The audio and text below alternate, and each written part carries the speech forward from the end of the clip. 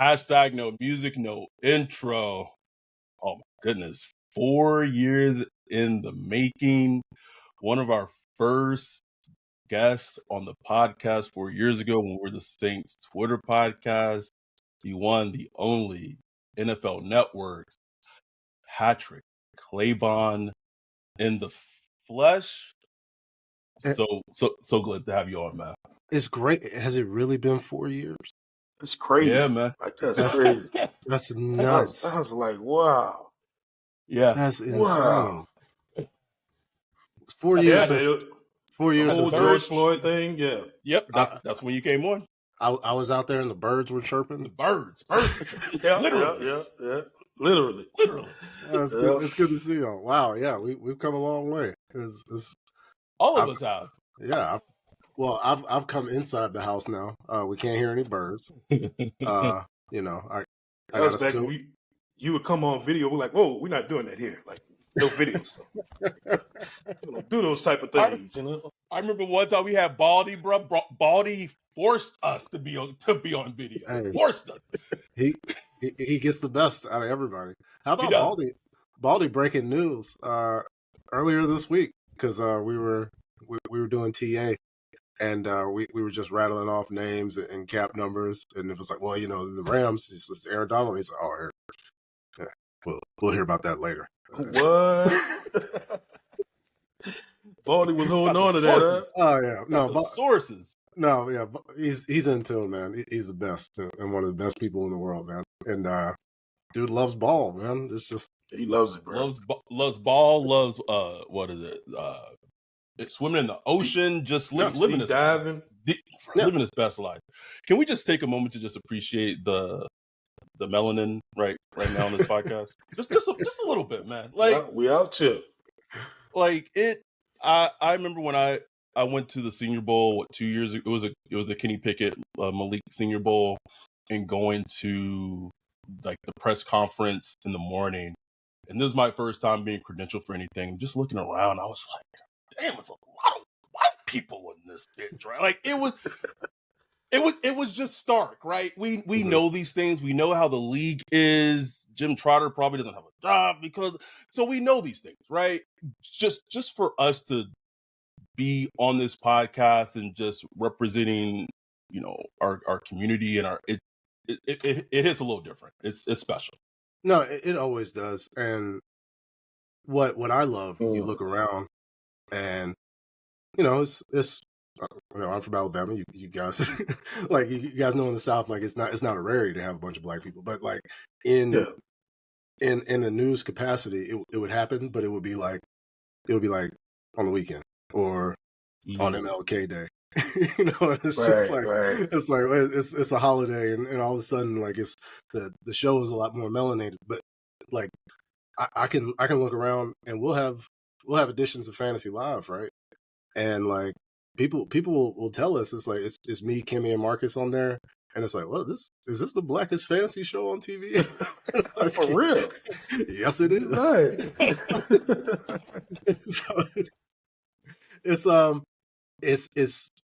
It's unfortunate, that like it takes a lot, right? For that to happen, but it's still worth celebrating. Whenever you get one of the dopest things I saw was when Nick Saban retired, and somebody tweeted you like a picture where you were holding a big ass camera interviewing Nick Saban way back in the day. I was like, that's just dope. Like just to see that coming from that the way you had now, man, that's crazy. Yeah, it was actually Courtney Upshaw, right? He was Courtney Upshaw. Yep. Yeah, he was from Eufaula. Played at Alabama, of course, and I was there at the Senior Bowl, and I'm just getting video. I don't know why I was standing there. I should have been on the other side because what the hell am I doing in the picture? And I'm just were you working for NFL Network? No, that was before I left. I maybe was still in Dothan. I was either in Dothan, Alabama, or Birmingham at the time, and I was just getting video of him talking to Coach, and come to find Coach retired. And Courtney Upshaw was like, I'm going to miss you, Coach. And I'm just standing there. Like, hey, it's like Somebody's taking a picture of you. Right. yeah, it's like glad to have shared this moment with y'all. Now Nick Saban saying Patrick Claybon making too much money. Anyway, can we? Oh yeah, man, it's so disappointing. It's really so disappointing, y'all. Because like it was, I held coach to a very high standard. And he always came through, right? Mm-hmm. And come to find out, like in hindsight, he was recruiting, and the the mask comes off, and it's sad. Maybe it'll turn around, but this is tough for me. It's a bad look, man. It's a bad look. I like how we just have started and have not talked anything like football wise. That's what it should be about. We could start with the signing of the day. You know what I'm saying? Wait, did I? Oh, we talking about? Oh, is it Stanley Morgan, baby? What you talking about? Yeah. Oh, completely. See, I was checking my mental health and completely missed that Stanley Morgan got signed. Do you know who that is, Adam? Because we don't know who that is. No fucking clue, Ryan. No clue. Sounds like a Wall Street name, bro. Hey, Morgan Stanley, baby. That's why. That's why. Just call. Hey, I can see it now. We're laughing. We're having a good time. This conversation is going to come back. The bank is going to take New Orleans by storm. All right, and it's going to be great. Man, already got a nickname. Just got signed. Straight up. I hope he makes it. What as I just want to ask as a person on the outside, right? General observer. Just give me Patrick Claybon's general thoughts about the Saints. I would say the last season and a half. Okay. Last season was from nationally, right? The goal was not what was wrong. I think, right, through because a lot of stuff, right? Managing the conversations, the on-field stuff, the communication, the excuse making, all that stuff is great to hear about. You want to see improvement in that. Does that score points? Does that stop anybody? I don't know that it does. So there's a lot there's a lot to prove, and there's a lot to come back from. But you have to have that base level thing. And to be perfectly honest, last season was Dennis Allen's best record ever. Yeah, that's crazy. Ever. The best job he's ever done as a head coach was the failure that we had just talked about. So that's where you're starting from. So you would like to have a cohesive offense where dudes aren't necessarily snapping at each other. They're on the same page, and it's really hard to evaluate that in an offseason. It's very difficult, and so you're coming into a situation where you've got departures and of course, and I understand the people that are going to call Michael Thomas an irritant probably aren't listening to this podcast. No, right? This is they are absolutely not listening to it. They're already blocked. Yeah, this is not the particular. And so anybody listening knows, right, and understands the way that relationship deteriorated, the role that the organization had in the deterioration of not just Michael Thomas's relationship with the franchise, but his actual physical capability. Come on now. They had a significant role in that, and asking somebody to have surgery, but only on their time. Don't get cut on our time. Don't go under the knife when we're responsible for it. We need you to wait until the offseason, right? And it's like, okay, now it's your responsibility to handle your body. Well, that's not how physiology works, right? If somebody needs surgery in March, then they probably needed surgery in October. Right? Exactly. It's a very difficult game to get healthy playing. In fact, I would make the argument that it's impossible. And if somebody appears to have overcome that, then we just don't necessarily have the context to know what took place in that person's body. But I say all that to say that was a long-term problem. Yes. And it doesn't seem like we've moved towards a solution. In terms of, the culture changes and all of these things that I've never seen it. If you're the coach, right, then allegedly it's your job to manage and facilitate the culture, right? And so if it needs to change, and the idea of you being there was continuity, then where's the mirror? So spitting. Spit right now, right? I'm not saying that 2024 is hopeless. I think there's still talent. There's still guys who know how to play the game, who can execute at a very high level. But as far as giving me reason to believe that there's going to be success, I haven't seen it. But I mean, there's people in New Orleans who will forget more football today than I'll ever know in my life. But I'm just saying, from an outside perspective of watching and evaluating the game, I haven't seen a reason to believe. No, man, you're speaking to the choir here, bro, because we's trying to find ways to believe, man. Like, we're trying, and they make it very hard. They make it very hard to believe, because as soon as we like, oh, that'd be nice. Oh, that's a good move. Then it's like, bam, something else happens. It's like, oh, why you gotta go and do that? You still need to play the game, right? Yep. And again, there's talent. You get a chance to see, a healthy Olave coming back, and I understand the departures, right? They're going to be hurtful, especially in terms of, but there's still talent there, and they clearly can know what 36-year-old Kirk is going to be like coming off this Achilles. But I think Atlanta's going to be better. I think Kirk Cousins hopping around on one leg back there might have been better than Taylor Heineke and Desmond Ridder in 2023. So, other than that, the Panthers aren't going to be worse. I'm 100% certain of that. And so the road ahead has become more tougher in 2024 than it was in 2023. Oh, is the team better? And they play the AFC West this year. Ooh, it I don't want to say it like it feels grim, but it feels like there's like a big uphill battle they have ahead of them.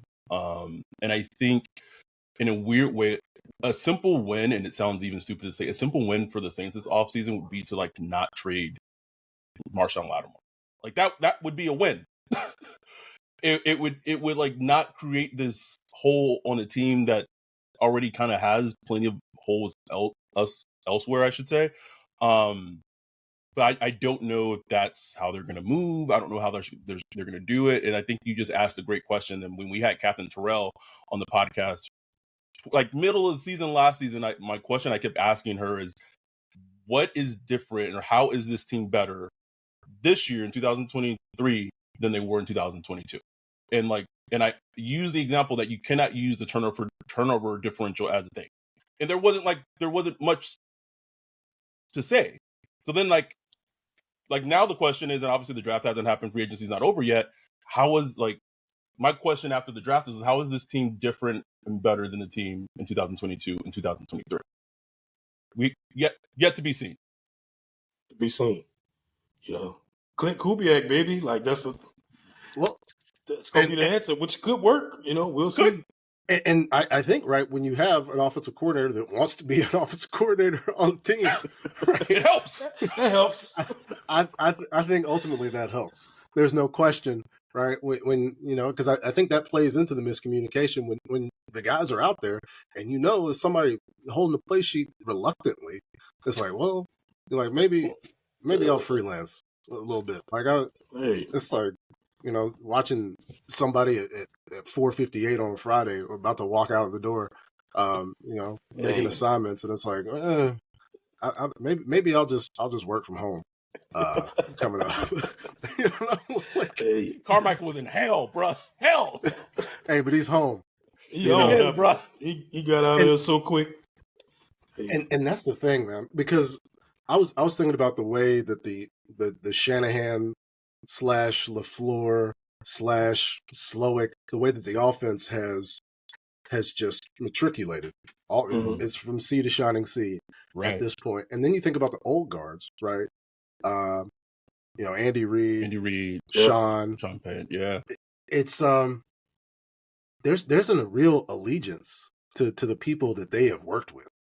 Yeah. Often to their detriment. I think Bill Belichick would be coaching right now, probably in the NFC South, if he didn't want to carry around Matt Patricia again. And I wonder when I see things like, of course everybody loves familiarity, but when you see these guys follow each other, I just wonder. Not to make this a Sean discussion, but that's fine.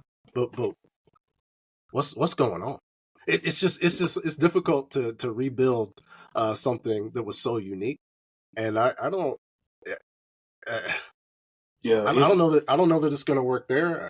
I can see that it definitely didn't work with Pete calling the plays himself, but he gets to have his buddy back. But I think Clint Kubiak, there's history there. There's relationship. Like David always talks about his relationships with Clint's father and the way that the offense worked and how Derek could operate in that. I think there's positive. I do think there will be improvement there. I just hope that they don't undermine the relationships with the guys who are running and catching the ball, able to execute at a high level. No question. That's it's the number one question going into the season for the Saints. Like, is this coaching staff change? Because last year they made a bunch of changes on the defensive staff. Like, hey, this is what we need to do. Made those changes.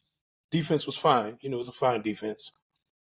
This year, it's the offense. Okay, it's the offense. They got new offensive coordinator, new offensive line coach, wide receiver coach, assistant to the assistant of the assistant, everybody. They changed out everything. So it's like, I think we always question, like, how much impact do coaches really have, especially position coaches and assistant coaches. This is going to be like a perfect testing to see, because there's not going to be major shifts on this offense personnel-wise, but the coaching staff is completely revamped. So it's going to be interesting just to see, as a test case, how things really change, for better or for worse, Well, I think all of the conversation definitely had an impact. And I think perhaps that we can make a case that Dennis Allen located the mirror at some point, right? And it's reflected in some of the changes, right? And bringing in, and hopefully there's not a lot of tinkering and meddling, and Kubiak gets to operate in the way that he sees fit. That's the big one, yeah. Because historically that hasn't always been the case, and we've you could, like, CJGJ is back in Philadelphia, right. And so if somebody's going to make the case that CJGJ was this massive irritant, then why would they have him back? I think they acknowledged, right, that they tacitly acknowledged the mistake. Well, I don't know if it's tacit because they brought him back. Right. So it's straight up just acknowledging the mistake. Our bad. We should have kept you, Chauncey. We should have offered you what we offered. They were running back there, not covering anybody. It was a much better version of CJGJ that left for essentially nothing. And so I think you would have to, right, in terms of evaluating yourself and evaluating your opponents, recognize where the mistakes have been made, and not duplicate them. And the number one way to duplicate that would be to trade a top 5 corner for absolutely nothing. Ryan's face. I can't. They said run it back. Run it back. Let's do it over again. But not just doing it over again and it being worse. Worse. The second time. Worse. Because and then there's the case of like, well, what if he gets hurt? You could literally ask that. You could literally ask that about every player in the National Football League. Every single player. Every single one. Oh, don't get me started. The injury-prone designation for Lattimore is Joe McCarthy. The dude ruptured his kidney. Injury-prone. Like landed on somebody's knee and burst his kidney, and he's injured. Like, are we serious right now? No, y'all don't understand. See, no, my kidneys ain't like that. I'm built different, right? Built different, man. I comment on the internet, right? I've been doing crunches, okay? Marshawn Lattimore ain't like me. No, it's so vapid. It doesn't make any sense. Oh man, but the thing, and maybe we look at this differently, and maybe it happens more in the league and we miss it. But it is very clear that the Saints use certain people who cover the Saints as a conduit to be like their PR. Like the injury prone thing Ryan brought up is like a perfect example of that is being put out there by the Saints through certain beat reporters, so that trickles down to fans. So if a trade does happen, it's like, oh well, Marshawn has been injured the last 2 seasons. It kind of makes sense where they're coming from. Does that happen at the same level across the league, and we miss it? It normally happens. There's tiny things, right? You get leaky organizations, and not just leaky, like motivated leaky. I remember the Raiders had somebody. Why am I sweating? Oh man, because it's hot. Man. Good ass conversation. No, yeah, but like you run across, there's all kinds of relationships within a facility, and some people are going to not like certain players. That doesn't necessarily mean that's the organizational position, but it's very easy to find somebody and give them little tidbits of information in order to construct whatever narrative that you and them are aligned on. So I don't necessarily know that it's always a whole organizational thing. I go back to the Amari Cooper trade, right? There were little bits of here and there, like he doesn't want it, like he's not really like that. I remember that. Yeah. He's injury prone, and then they make the trade. And then it's kind of whole hog, like, oh yeah, he wasn't giving effort, blah blah blah. And then fast forward, we have Amari Cooper's career, and then there's Deshaun Jackson. That I think about this one all the time. Yeah, all the time. That was the first one, man. That I was like, oh my god. Yeah. When gang signs. The schedule hasn't allowed it, but like I've already got it written up to be a segment if I'm ever talking to journalism students. Like, this is real. This is it. This is not. This is that not was just, so eye opening. Yeah, it's not just like a motivated sourced leak to undermine fans' perception of a player. It was also virulently racist, right? Hell yeah, hardcore. And so, like, all of a sudden, like, D-Jax gets traded. Eagles fans are like, what? And then all of a sudden, you have an expose, like, he's in gangs. This is a grade A gang member. It was 5 minutes after the trade happened. 5 minutes, bro.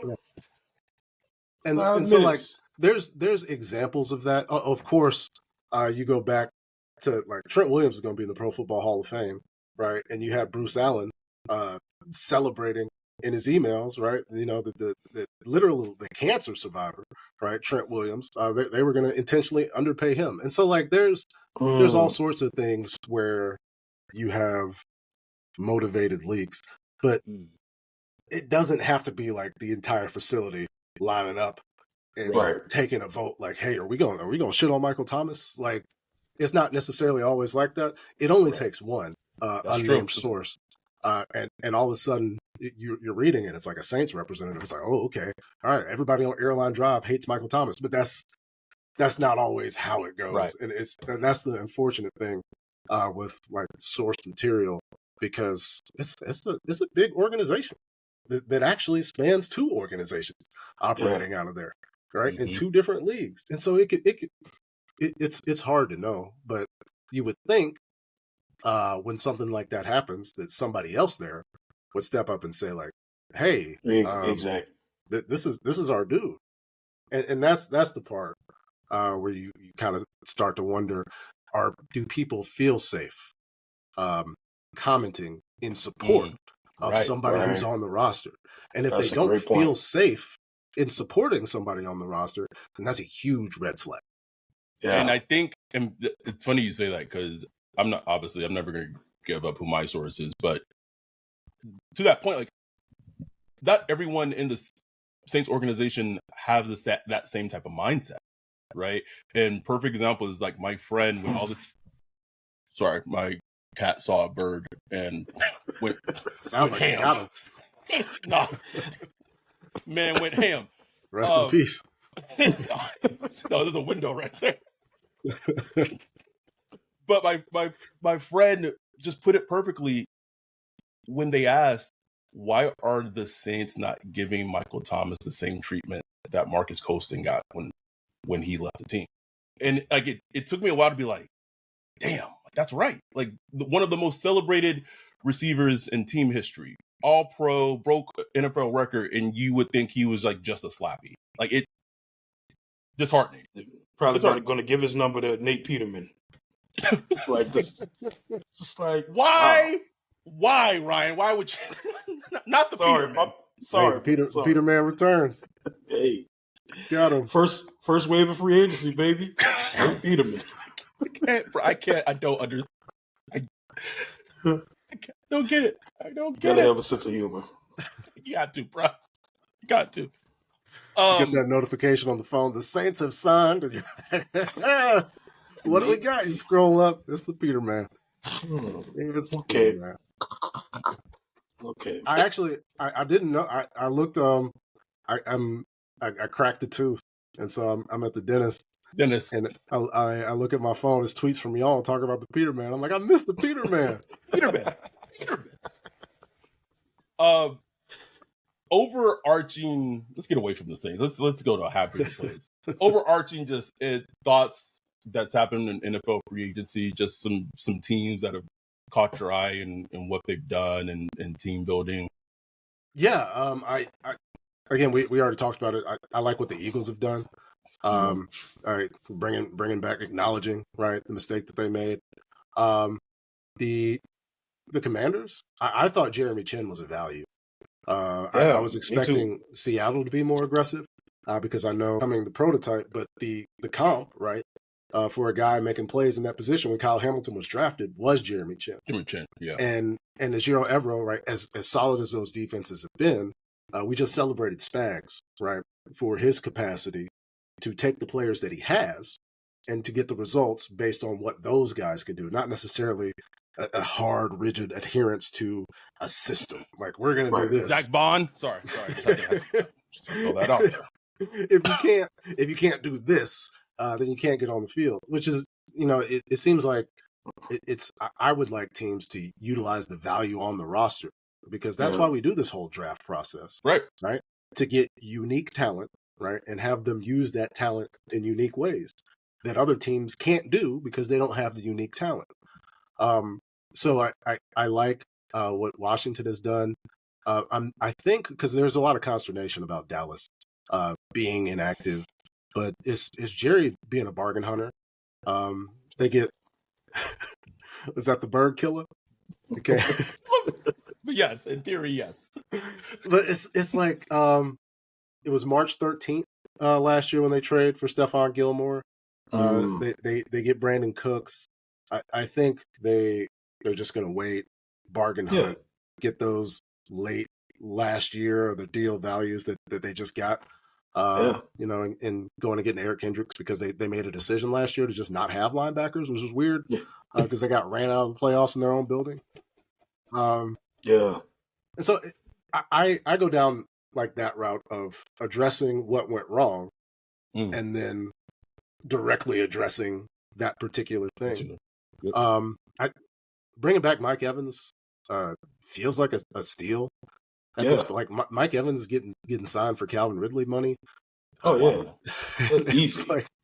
and that's odd to me. So like retaining your unique talent and going and getting it is kind of how I evaluate things. So those are some teams. I think it's going to be draft dependent. I don't know what's going on in New York. With either team. We need to talk about the Jets. Can we? Yeah, let's talk about the Jets. Let's talk about the right wing manosphere weirdo quarterback that for some reason is always a headline. I remember always, and maybe I'm dating myself, and we'll all date ourselves here. But when Mike Tyson lost his mind, there was that period when Mike Tyson lost his mind, and people kept putting a microphone in front of him.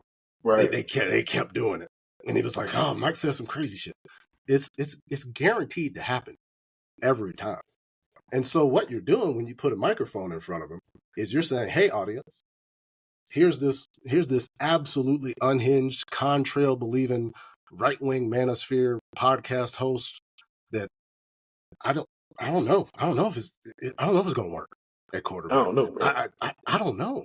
Do I want it to? No. He's ensured that I don't want it to. Prayers down because he's not the only MAGA quarterback that's going to take snaps. Of course. No, I mean, we this is the same podcast, but anyway, let's continue. Let's. But it's just to take it to its natural extent, and I guess I appreciate him and any other person that has his belief system being honest about it, so I can know, right? And yes, and you're not doing a song and dance, and I'm putting myself and my family at risk. But yeah, I don't know what the plan is there. I know he's the one making it, which should give everybody some which is wild that they're like still kowtowing. Yeah, to that. That's crazy. Well, he speaks the same language as ownership. So Makes that's sense. but then you go over to East Rutherford, and they're being saddled still by the decision that they made. For bringing back Daniel Jones on that ridiculous contract. Yeah, and it's just they're going to have to play Saquon twice next year, and again, the folks who I don't know don't like football are going to be like, well, what if he gets hurt? What if he doesn't? Y'all? Right. What if Saquon Barkley doesn't get hurt? And AJ Brown and Jalen are and they were running the Giants out of the building with Saquon having the team on his back. Yeah. What happens now? And Saquon's on a team that run blocks extremely well, as opposed to the Giants, who I believe was like worse in run blocking rated in the NFL. Like, yeah. And so it's unfortunate that Saquon was saddled with that franchise during the prime of his career. Right. If we're talking legendary type stuff, if he wasn't, and he was on a functional offense with an offensive line and a quarterback, but that's rectified, and I'm just not sure what the actual path for. And number 6 is big in this, right? Maybe somebody doesn't like one of these quarterbacks as much as we think they do. Maybe there's a move and there's some sort of idea for how they're going to approach the next couple of years. But until that happens, I don't know. They've got everybody in the dark, and I guess it's good that people don't know what your plan is before the draft. But at some point, you got to have one. And the past couple of years, they haven't. Well, what were your thoughts when you saw that the Vikings trade that they pulled off today with who did they trade with? Houston. The Texans. Houston, yeah, the Texans. It's a pick exchange. I mean, considering what Caserio was able to accomplish last year in the draft, I'm not going to doubt it. I'm looking at that value of the first round, and they don't necessarily see it at 23. I believe was the pick they traded out of. Something like that. So they're gonna get a couple of shots in the second round, and then I understand the mindset that a future 2 is the same value as a current 3, but time does pass, and that 2 is going to be a 2. Yeah. Right. Exactly. There's no question. So like, I get it. Like, you trade picks, and eventually somebody else is making those picks because you get fired. But Nick Caserio is going to have a job, and we see this like situation constantly replicate itself, where you have a general manager in the team long term versus these guys that are looking over their shoulder, and it's like, I got to do something right now. I either got to splash or I got to dash, and so I think there's value for Houston, and then Quessie's, they lost their quarterback. They had money that was going to be devoted to their quarterback, and now they got to take some swings. They got to take some shots. So I think it could benefit both teams. There could be a mutually beneficial trade, and I haven't run it through the Rich Hill value chart yet, but I'm pretty sure it aligns. I'm pretty sure it's a decent trade. Chase Young, I know he came up when you were talking with Mina. Great episode, by the way. Oh yeah, appreciate you. I feel like as a Saints fan now, even with all the warts and inconsistency that Chase Young brings as a player, I feel like I'm thirsty. I'm thirsty. I need pass rusher. Like, I don't want, like, I get it. We went through that. We've had Davenport. We've had Peyton Turner, Isaiah Foskey, who I don't even know who or what he is, and he was a second round pick last year.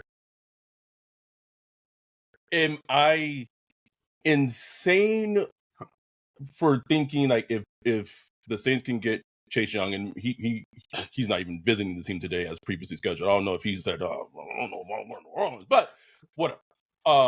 If they are able to sign him for a reasonable what have you contract, that it could work out. Oh, I think it could. I do think it could. I don't like punting on Chase Young. At this point, feels like a mistake. There's everybody recovers when we talk, especially when we talk about guys who had a torn cruciate, right? Well, you experience that at 22, 23. You've never gone through that before. Everybody's body is going to respond differently. We just saw Jadeveon Clowney have his best season. Insane. Since microfracture. There were 7 seasons in between that, right? Like, you can utilize folks in a certain way where they can have success. I think Chase Young could contribute. I know the organization was a disaster in DC. He Right. comes over, he has to make a late adjustment and try to push to win a Super Bowl. He made plays in the Super Bowl. He did. He made a lot. There's and in the NFC Championship game in that second half against the Lions. Yeah, and of course people are going to clip out, right, the Jahmyr Gibbs run against the Lions and be like, oh, Chase Young did. I got news for y'all. He scored a touchdown. Nobody else in the field made a play for San Francisco on that play either. There's a lot of bad tape on that play because Jahmyr Gibbs is good, right? And so like if stellar, if you're asking a, you know, either the front side or the back, if that's the bar, then a lot of people aren't clearing that bar. Yep. Right. So ultimately, I think Chase Young could contribute. I think that would be a positive sign. That would be a positive sign. You get somebody to work along Cam towards the end of his career. I think Cam is probably motivated to teach Chase Young a little bit more than Bosa was, and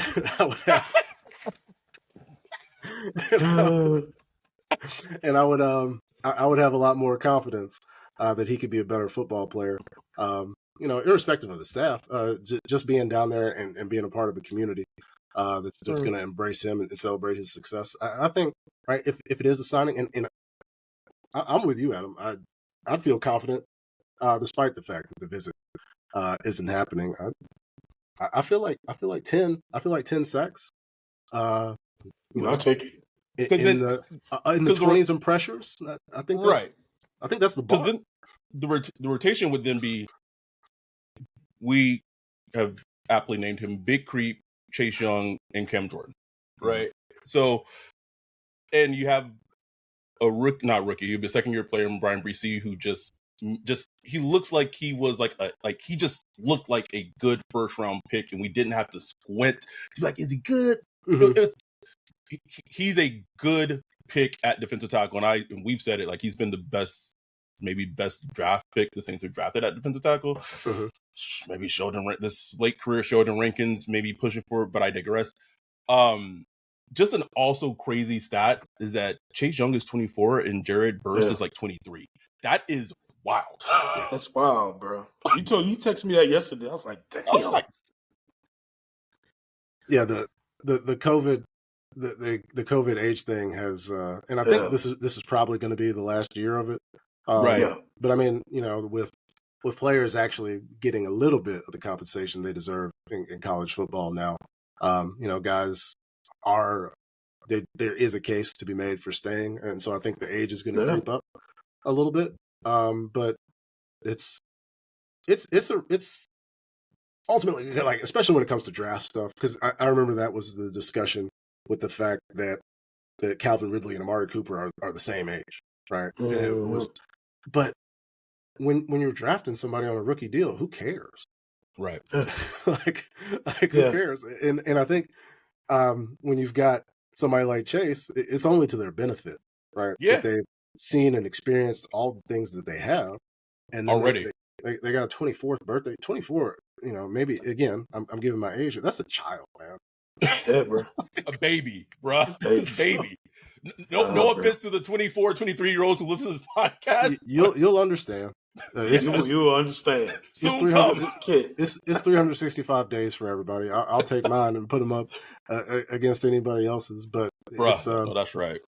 You know, that time is a reality, and so, you know. But unfortunately, so is football. It's just like, what's the what's the line there for the accumulation of punishment that your body has taken. But it's easy. It's certainly easier to deal with at 24 than it is at 30. I know that. Yes. Speaking of Cam Jordan, you think he's going to end up being one of your co-workers some point in the future? I mean, I hope possibly. So. I hope so, because one, that would mean I was still working. But two, it's a good dude to work with. He's going to be able to do whatever he wants to do when he's done. I don't know if that's going to be there or out here, but I think he'll have his choice. He'll have his choice, and it's going to be good because we've. Whoa. Can I break some news? Yeah, can I break some news from Josina Anderson? Breaking. I am told the Eagles are working to trade for quarterback Kenny Pickett. Interesting. Gotta get a backup. Yeah, you do. But and then if you're Pittsburgh and you only have, let's see, Russ for maybe a season, like, do you trade for Justin Fields and he backs up? I don't know. It's interesting. Interesting. It just makes you go. It's one of those things where, I mean, you could, like, why not? Right. We saw all of these backups. We had Tyson Bagent starting multiple games last That's year. Tyson Beignet. Put some respect on that man's name. Tyson Beignet. He was cutting up DA's defense in the first half, bro. He was. Bro, we were there. We just like, we were there. I was like, who is this guy? Tyson Beignet is out there cooking, bro. Who is this guy, man? Just putting the sifter on y'all, the sugar falling down. Oh, the sugar boy. Cole Kmet was. Anyway, sorry, I apologize. No, but honestly, because I know that there's we have a whole lot of amateur psychologists out there, and you don't want to have a backup that's too good because otherwise your quarterback's going. Russ has seen it all, man. At this point, right? He's had multiple future Hall of Fame teammates come out and dunk on him. We have the entire society of the planet on him, bro. Just dunking on Russ repeatedly. My turn, your turn. I'm still. It's come full circle. Yeah. I'm still not even sure why. I'm still not even sure why. Like all the vitriol that got directed at Russell Wilson, because he's a little, I guess, corny. If being corny gets you Sierra, then what's the value in being cool? I don't know. Meanwhile, Atlanta's putting grills on Kirk Cousins with the chains and all that. And so, like, I've heard people be like, "Is Russell Wilson going to be a problem in the Pittsburgh Steelers locker room?" What? Russell Wilson of all fucking people? What? And so, yeah, I think if the value is there, that'd be kind of an indictment of the rest of the NFL if the Steelers were able to do that and pull that off. So maybe it won't happen, and maybe Justin is the option in New York, as they essentially would ice out Daniel Jones, kind of like the Broncos did towards the end of Russ's career, in order to avoid paying him 2025 money by his playtime in 2024. But that would be an option. I still think there's value in these backup quarterbacks, and we've seen that. Especially considering, I think Jameis is going to play. Jameis is going to play in Cleveland at some point. 100%. I mean, can we talk about the fact that Deshaun Watson, aka Mr. 22, got benched last season, and no one really talks about it? No, it's worth analyzing, right? I don't think anybody expected Joe to come in and have the best 4 weeks of his career. Man was cooking, bro.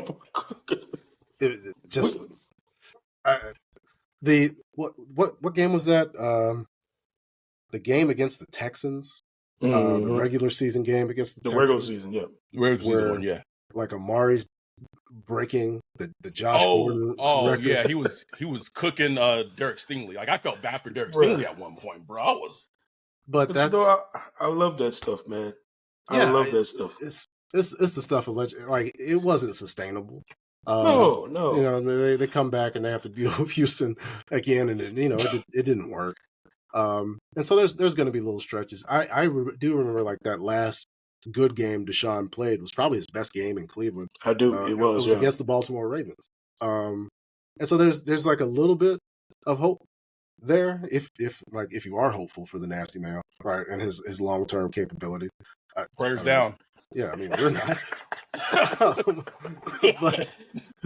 but I think Jameis finds a way on the field, and it causes some folks to evaluate like, wait, maybe we punted on Jameis a little early. Jameis made one of my favorite plays of the season last year, the touchdown to A.T. Perry. Oh, man. I thought you were about to talk about the allowing the foul kick to Jamal Williams touchdown. Well, yeah, that was my second. He had a couple. But he had a couple, man. He had the one to Chris Olave. Oh my God! Yeah, the thing about Jameis is like, bro, like he gets people behind him, man. Like it's fascinating to see how many people just enjoy being around him. The city loved him. Like New Orleans loved him to death. And he loves the city back. Yeah. That's how New Orleans is. You love New Orleans, they're gonna love you back 10 times more. So I think it'd be fun for him in somewhere like Cleveland. You know, I think it's gonna be, and I think Deshaun gonna be looking over his shoulder a little bit, like, oh, up now, like, there were clear signs, right, of like a Deshaun recognizing that his body doesn't do the things that it used to do. He wasn't getting past people in the same way. He wasn't stepping out of sacks in the same way, and he had to adjust to that. And maybe we see guys. I hate to. Basketball isn't football. Shout out to Mark Sessler. It's a very different game. But you watch older guys in their career kind of evolve the game. Have to adjust their game. Like Vince isn't flying on people's heads all the time anymore. He's throwing more head fakes. He's adjusting, and there's the capacity for that. Especially in being around and actually playing the game. But Jameis gets buckets. It's what he's always done. And a lot of people learn. Buckets and turnovers, but a lot of buckets too, though. That's it. But, I mean, it's been more buckets than turnovers, here recently. And so when you got even just the audacity to attempt a 53-yard throw from the 12-yard line. It's like, God's playing. Man. I mean, 43, excuse me, but still. Early trade details from Jonathan Jones. The Eagles are sending a 2024 third for the Steelers, 2024 fourth, and 2 sevenths of 2025. So 2 future sevenths and a 4th rounder? Yes. For a quarterback that started like 20 games in his career, wow, they did not want Kenny Pickett around anymore. Get him out of here. Wow. That's such a strong indictment, and me and Ryan say it all the time. Like teams, whether the teams are right or wrong, they will let you know how they feel about a player, very much so in their actions. Like clearly, it is clear that the Steelers had no value, did not want Kenny Pickett to be around the locker room, didn't want the key card to work, got him out. Yeah, and some organizations hold on to mistakes, and I don't want to necessarily say that Kenny Pickett is a mistake and that his long-term viability is over. But again, when there's continuity, when there's trust and faith that you're going to have a job, you're able to make decisions to put the team in a solid position. So now, or detriment Mickey Loomis, but yeah. But I mean, you get a first-round quarterback salary off the books. Yeah, that's true. You can be more flexible in other places, and you're playing a guy who's gone to 9 Pro Bowls, the veteran minimum, and so it's house money. What do you want to do at this point? They can do it. Whatever it is they want to do. Maybe I don't know if Veach and Andy Reid will put the kibosh on it, but maybe they can make an offer to L'Jarius Sneed now after this. Like the world is their oyster, and you just want to have shots. You want to have shots at the dartboard, and the Steelers, Steelers got them here. But again, I don't know what those 2 future sevenths are going to do. Maybe, I mean, everybody might not have access to a legend like Stanley Morgan Jr., but not everybody. We do. You can find a couple of them maybe in the future 7. We do, though.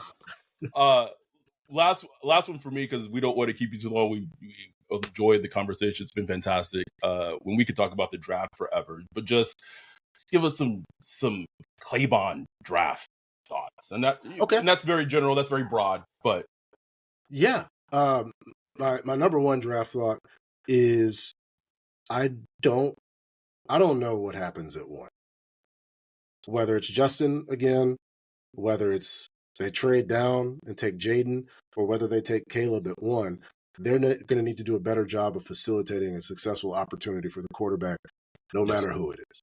No matter who it is. They need to figure. I just hope that whoever the quarterback is, if it's still Justin, if it's Caleb, if it's Jaden, then they get an opportunity to be evaluated fairly. That's my first thought. Malik Neighbors is my wide receiver 1. I think Marvin is talented. Obviously there's bloodlines, but just in terms of the explosiveness, the route running, the late hands, the way he's been able to compete through multiple plans, multiple quarterbacks. Malik Neighbors is my wide receiver 1. I know Rome has been great, and again. When folks are talking about edges in the draft and they may feel like it's down, it's like, well, there's no Myles Garrett. I'm not putting that on Dallas Turner, right? But I think Dallas Turner is going to turn a lot of heads coming up next year, and so we're talking about all these quarterbacks. I think he's going in the top 10, and because we're going to have so many quarterbacks going early, there's going to be a team. Maybe they use some of these future picks because somebody's confident that they're going to have a job.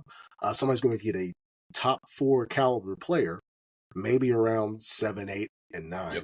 And the difference in I have appreciated, and again, type perception thing, and it's it's image enhancement on behalf of the players, and the players are playing the game, but the game is pitted against them, right? Yeah. And so while it's like that's a little extra, I'm glad to see that the players are hip to it. And they're playing the game. I don't want them to. Just like I don't want people like hovering over, Credit Karma and getting their Equifax scores, while they're being robbed blind anyway. But while I would like the structure to be different, I'm glad they're doing what they need to do to make the people that play it. We know someone who don't dance though. And again, I support the non-dancer. I do. I support the victory formation touchdown. Right. I support calling out the head coach during the game about the game and the people that play it, so that they can develop. Exactly. So yeah, whatever it takes to get yours, players. That's I celebrate that. I don't think I've seen a vitriol towards a quarterback like Caleb in. Man, can we talk? Can we? Yes. Talk about it? Yes. Let's talk about it because we all talk about we all talk with and know low conversations with fans that have acted like not throwing at the combine is some sort of sin that no one has ever committed. Who doesn't? Ownership of the team. He's this out of touch uppity Negro. He wants and it's like that's exactly what we've been saying for weeks. That's what they said. And when he came in and said, "I'm not doing the medicals." That shit right there, I loved it so much, bro. I was like, yes. You drafted me. You got to set up a meeting with me, and then I will release my medicals to you. Like we've had that chronicled how harrowing the medical process is at the combine, where dudes are getting poked and prodded for 6 and 7 hours, and it's like, why is this like this? And if somebody has the audacity to say, "Hey, that's not necessary," then that's some sort of crime. It's just like, and again, it's anecdotal. It's just 10, 15 conversations that I've had with completely random people, like barbershops, all this other stuff. But the fact that people don't even know when the combine is, but they have something to say about Caleb Williams not throwing when all of the quarterbacks didn't throw. It seems like that there has been a significant proliferation of anti-Caleb propaganda. That why? Why? Because this dude likes his dog and he wanted to win a football game. It's weird, man. It's very, very weird. The funny thing was, like, Jayden Daniels also didn't throw, but like it was spun like, well, he's gonna do at the pro day so he can like help his teammate. Like it's like this is car spin. Like, I'm hip to the What are game, we bro. doing? Well, and also there's the issue, right? Because we had this tampering discussion, right, this week, and and ultimately a lot of the answer is it benefits the agents who have relationships with these teams, because in the in the legal tampering window and prior to it, teams have relationships with agents, but it's against the rules, right, for them to have a conversation with somebody that's representing themselves. And so when you have somebody who steps outside of that system, you have a lot of sources who are motivated to say, like, well, I don't know about this quarterback out of Louisville, this Heisman Trophy winner. He doesn't have an agent. His mom is representing him, so he could be a little different. And so when you don't necessarily play by that particular industry's rules, there it is. And again, that's an industry that's going to have a relationship with the team long after your career is over. Yep. And you're not necessarily privy to all the conversations that they're having. That particular industry could be motivated, or any player is unique in the way that they approach the game. And Caleb is definitely unique. Yes. But having should allow you to say and do the things that he's done. And so absolutely, it's weird, but unfortunately, I'm not surprised. No. Last one, Michael Penix Jr. Is he a first rounder to you? Because I love him. I get the people that have some reservations, but like maybe I'm just infatuated with arm talent, and that's my like my blind spot. No, I mean arm dope. Just throwing the football. Michael Penix Jr. Is probably going to be the number 1 overall pick. But we get back to the injury concerns yet again, and I think that scares people for sure. But again, Kirk Cousins tore his Achilles last year. Man, getting 40 mil. Yeah, 40 mil running. And they're essentially committed for. There were thoughts right after the Michigan game. He wants out and all this other stuff. Well, I mean, they were getting done, man. They were getting done in, and Michigan did that to everybody over the course. And you change ultimately, like it's 3 plays that decide the Alabama game, but still, they made it tough for everybody. And so the fact that didn't turn out the way I've seen a lot of quarterbacks come through and lose a playoff game, lose a big bowl game. It's not like a defining moment for them. But there's also playing in Washington, and everybody, you're playing when most of the country's asleep. And so it's not like it's not always a fair evaluation. And maybe there's Jake Locker holdovers or whatever. I still believe to this day. But it's definitely a much better quarterback. I think, right. I'm looking at Michael Penix Jr. in the same way a lot of people are talking about JJ McCarthy. I never saw. I never. And a lot of it, right, could be because JJ McCarthy isn't going to turn 22, I believe, until January of next year. And so, like, there's a projection there, and you're thinking, like, how would we evaluate this prospect after another year of college football? But when you look at the two and the things that they did, I don't think it's particularly close. It's not close.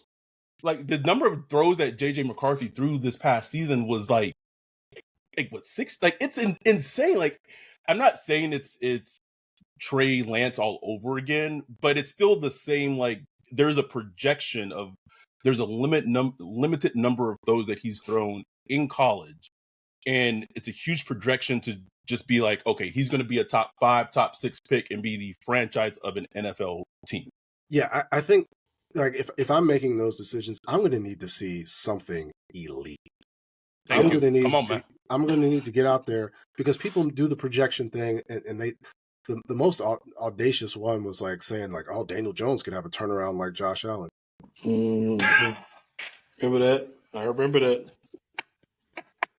And so like when it's weird to like comp a player who plays football to like this mechanized destroyer of worlds who can do the things that nobody physically like are incapable of doing. I think that's where you make the projection, like Anthony Richardson. You make the projection there, but when it's you think about the handful of plays that the JJ made, and again, they won the national championship. They did. Right, so I'm not. He was good. He was good. He was good. I just didn't necessarily see it. I could be wrong, but I didn't see it. It seems like nobody does. Everybody I talk to, like nobody's seeing it. Yet I see him in the top 10 and the top. Like, what is happening? Let me ask you. I mean, there's just a value there until they reach for quarterbacks. Yeah. Just a football philosophy question. If JJ McCarthy hits his ceiling, let's say the ceiling that DJ's comped him to, which is Alex Smith, right? That's the comp. Is that worth a top 10 pick if Alex Smith, like you take Alex Smith's best years in his career? Yeah, like prime Alex Smith. Yes, prime Alex Smith. Yeah, I think Alex, the value of a quarterback, you get the control for those 5 years. You get a rookie deal. He's solid. You build the rest of your team. I mean, again, DJ is going to forget more football today than I'll ever learn in my entire life. Right. If you go back and watch Utah Alex Smith, tell me when you see JJ McCarthy, because I don't. Alex Smith was a man amongst boys, right? Well, I mean, it's Utah, so there were other men out there, but still, but still, like he was, and the athleticism continued late into his NFL career. And I mean, people talk about the decision restrictions on JJ McCarthy at Michigan. Tucking and running was not restricted from him. He had that opportunity. I didn't see him doing Alex Smith stuff. I just didn't. It's a good point, man. It's a good point. I don't have anything else. Ryan, bro. Let our esteemed guest, anything for? No, man. We really appreciate you coming on. Been wanting to do it for the longest, but it's hard. It's hard for everybody with the schedules, man. But you top one, man, as far as guests. Oh man, no, I appreciate y'all, and I'm glad to see the success. I hated this that unfollowed hurt. That one hurt. I didn't know if we were gonna get an exception there. Nah, bro, it's the rules, baby. Gotta go. This picks me back up after that. So thank y'all for having me.